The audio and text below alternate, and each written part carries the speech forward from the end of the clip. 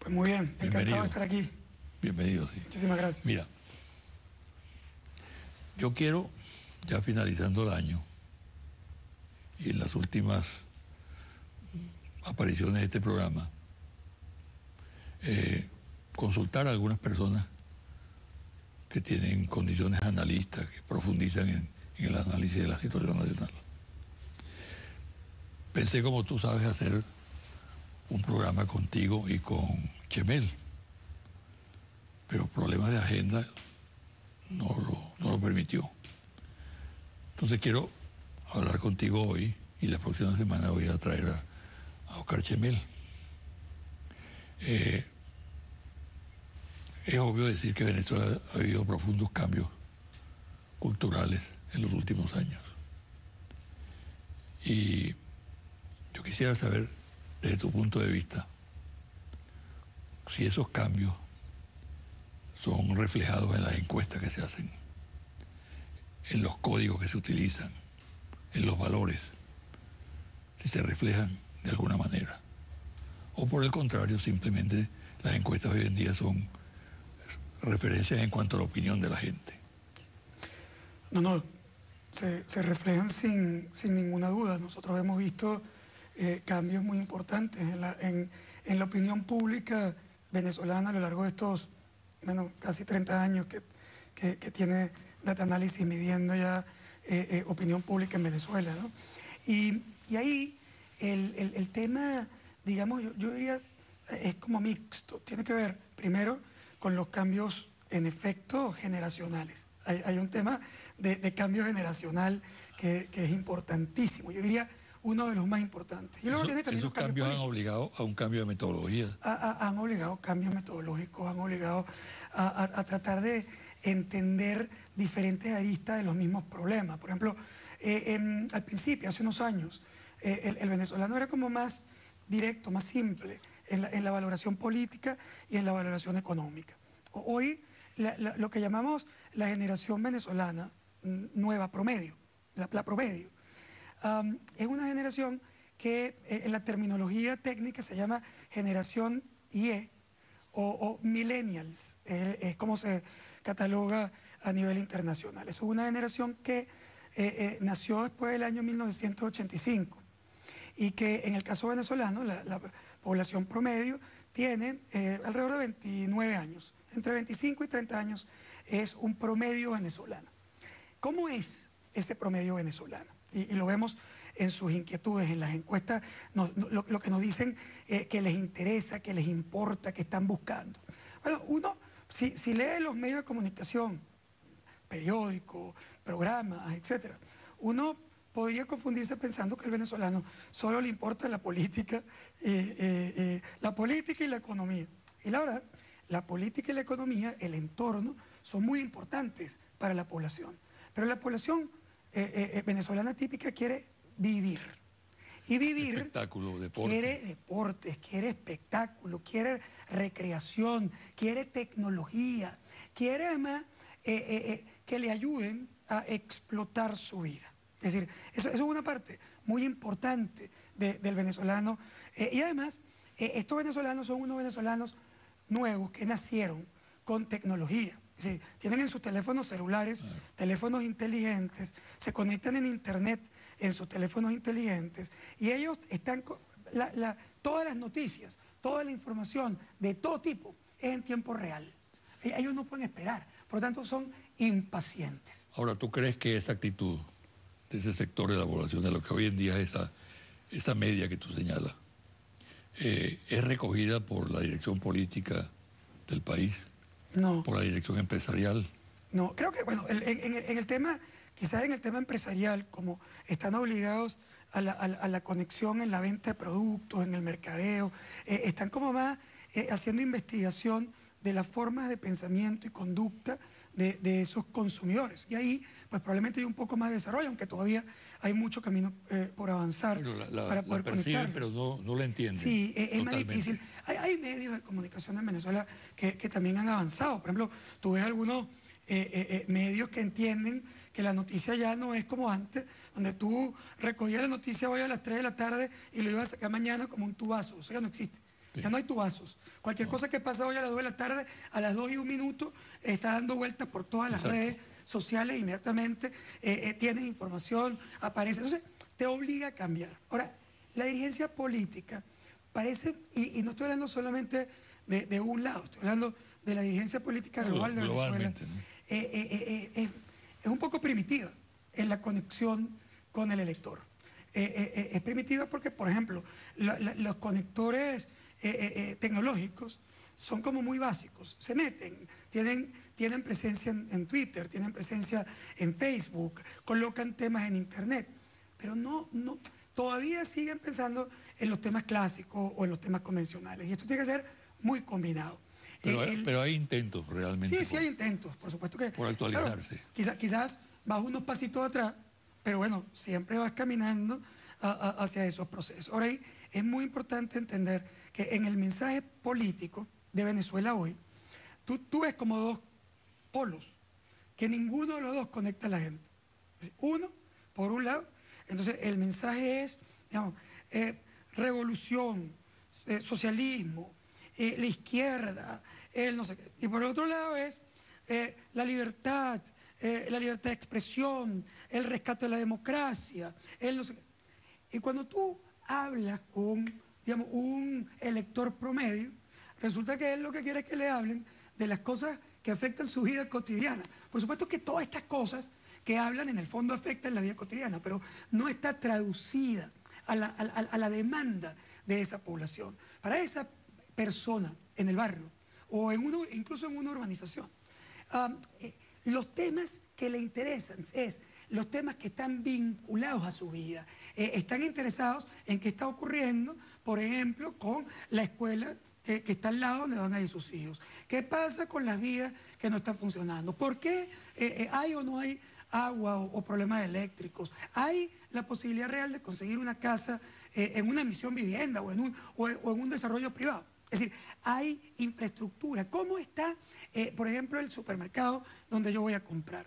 Ahí está la vida, es decir, la vida cotidiana. Eso puede parecer muy simplista, porque te pueden decir, bueno, pero no entienden que es que haya, por ejemplo, electricidad o infraestructura depende de que tengamos democracia, política, o izquierda, revolución, o al revés, capitalismo. Eso es lo que explica eso. Sí, a lo mejor, pero la vida cotidiana está llena de esos elementos, digamos, muy simples, que si tú no los conectas, son muy concretos, que si tú no estás encima, es la vida si misma. no lo acompañas, sí, no te desconectas de ellos. Bueno, es muy interesante lo que acabas de decir, pero vamos a una cosa ya más concreta. Te pregunto, ¿cómo ves la situación del país? No me respondas con simplismo, yo sé que tú no eres una persona simplista, sino más bien complicada, ¿no? Sí. Y trabajas muy bien la respuesta. Mira, porque muchas veces la respuesta es, la situación del país es mala o es buena. O algunos incluso van más allá y se inhiben, no se atreven a emitir opinión. Ahora, es importante la visión tuya acerca de la situación del país en este momento. Sí. Quizás arranco por una definición y elaboramos. Evidentemente, Venezuela está en crisis. Eso, por cierto, no es una palabra nueva para nosotros. Sí. Si aquí estuviéramos hablando del terrible año 14, no estaríamos hablando del 2014, estaríamos hablando de 1814 con el decreto a guerra, muerte, libertador. Y si estuviéramos en 1914, estaríamos en el arranque de la Primera Guerra Mundial y todos los impactos sobre el mundo completo, incluyendo Venezuela. El 2014 es un año de crisis. Hemos vivido una crisis que ha estado caracterizada por dos cosas que se traducen a la vida cotidiana, de esa que hablábamos, en dos variables económicas que afectan a la población cotidiana: inflación y desabastecimiento. Sin entrar incluso a decir causas o razones para esa inflación y para ese desabastecimiento, esas dos variables han marcado la vida de los venezolanos en el año 2014. Cualquier venezolano al azar, no importa su preferencia política ni su nada. Es decir, en común tenemos algo todos los venezolanos. ¿Tú crees que el dato económico ha pasado a ser determinante en este momento? Es muy importante. En el año 2014 no así en el pasado. Hay años donde la política ha marcado la pauta. En el año 2014 hubo, en efecto, eventos sociopolíticos importantes a principios de año, pero si yo tuviera que definir el 2014, lo definiría como un año de crisis económica importante, que se traduce en inflación y desabastecimiento, que ha deteriorado la calidad de vida de la población. Y eso tiene luego impactos políticos, tiene impactos sociales, etc. Ahora, si estudiamos esa crisis, ¿qué conseguimos? Conseguimos que esa crisis estaba ocurriendo sin que hubiera todavía ningún problema petrolero. Era una crisis interna, no era una crisis como clásica de Venezuela, que son las crisis porque había un problema afuera, porque hay una crisis mundial, porque cae el precio del petróleo y afectaba a Venezuela. No, aquí eso no estaba pasando. Hace 3 meses el precio del petróleo estaba estelar, nadie se imaginaba que iba a ocurrir lo que está ocurriendo ahorita, de caída severa en el precio, y sin embargo estábamos con problemas de productos, problemas para conseguir los productos, y la inflación, según el último dato del Banco Central de Venezuela, que lamentablemente su última publicación es agosto, todavía no ha sido publicado, septiembre y octubre, que creo que es muy importante que se publique, porque es la forma de analizar la situación en Venezuela. Es decir, la última data de agosto nos hablaba de una inflación anualizada de más de 60%. Esa es la inflación más alta de América Latina. Y cuando lo ves desde el punto de vista de abastecimiento, consigues problemas importantes, que por cierto, el gobierno no ha escondido, el gobierno ha dicho que hay una crisis. El gobierno tiene una tesis de que esa crisis proviene de una guerra económica.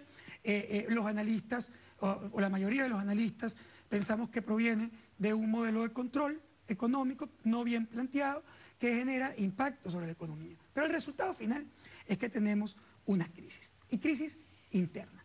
Ahora, eso es, como mosca, una crisis interna importante que afecta la vida de los venezolanos, pero yo creo que es muy importante entender también que es una crisis para la que el país, sin duda, tiene margen de maniobra. No es verdad que Venezuela está quebrada. No es verdad que Venezuela no puede resolver sus problemas. No es verdad que vamos a explotar como una orejita y que nosotros somos como el peor momento histórico de algunos países que pasaron hambre. Eso no es verdad. Es decir, tú no aceptas esa visión catastrofista de aquí. Se acabó el país, se hundió, que hay que bajar la Santa María. Y no, pero es que no, lo que hay que hacer es lo correcto para resolver el problema. Es decir, aquí el llamado, lo importante es entender que tienes una crisis, identificar la fuente de la crisis. ¿Por qué? Porque si tú identificas bien la fuente de la crisis, entonces tú tienes muchísimas formas de atenderla. Venezuela no es verdad que no tiene reservas internacionales. Eso es mentira. Es decir, hemos perdido reservas y hay crisis. Y en verdad, el tipo de cambio en Venezuela, en mi opinión, es totalmente inadecuado. Y al ser un tipo de cambio inadecuado, ¿por qué digo que es inadecuado? Dice que elaboremos los temas. Bueno, supón que yo le digo aquí a los oyentes de este programa que yo tengo aquí en mi maletín, no sé, $1000 y se los vendo a 6.30 bolívares por dólar. ¿Quién lo quiere? Bueno, las colas de las empresas de electrodomésticos va a ser chiquita en comparación a la cola que va a estar aquí enfrente de Televen, a venir a comprar dólares a 6.30. Todo el mundo lo quiere. Es decir, ok, te lo vendo a 12. ¿Quién lo quiere? Todo el mundo lo quiere. Te lo vendo a 60. ¿Quién lo quiere? Todo el mundo lo quiere. Bueno, ¿tú te imaginas, José Vicente, un bien que yo le multiplico por 10 el precio y todo el mundo lo quiere? Algo pasa, ¿verdad? Es decir, no es posible que un bien yo le multiplique por 10 el precio y la gente siga pensando que es barato. Bueno, algo no funciona. Bueno, eso que no funciona desata una crisis interna por 2 vías importantes. La primera, muy importante, la primera, como todo el mundo te demanda divisas porque son regaladas, y mosca, no es entonces que Venezuela no tenga dólares o que Venezuela no esté produciendo petróleo. Eso no es verdad.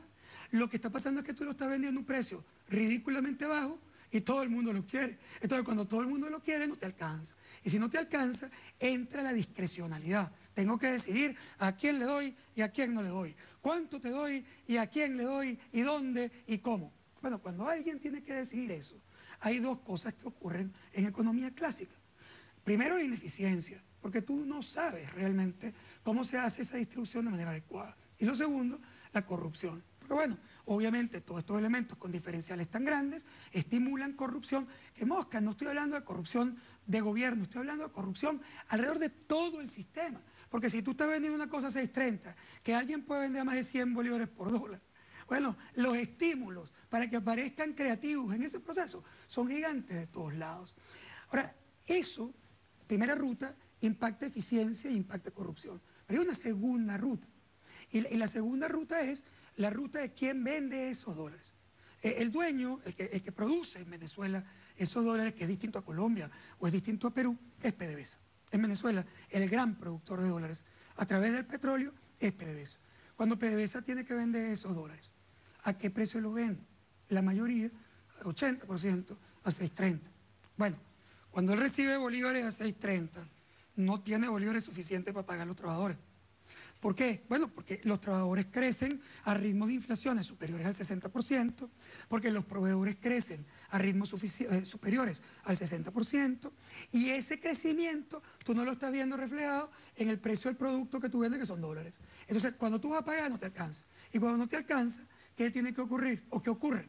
Lo que ocurre es que el Banco Central de Venezuela hace financiamiento monetario a ese hueco fiscal en PDVSA. Es decir, en términos cotidianos, para cualquiera que no sea un experto, el Banco Central emite dinero y le entrega ese dinero a PDVSA para que pague sus proveedores o para que pague los trabajadores. Cuando emite dinero sin que atrás haya bienes y servicios, eso genera una demanda que no se puede cubrir y eso genera inflación y desabastecimiento. El presidente Maduro llama eso la guerra económica. Yo lo llamo un modelo de control cambiario no ajustado que tiene que cambiar. Presidente,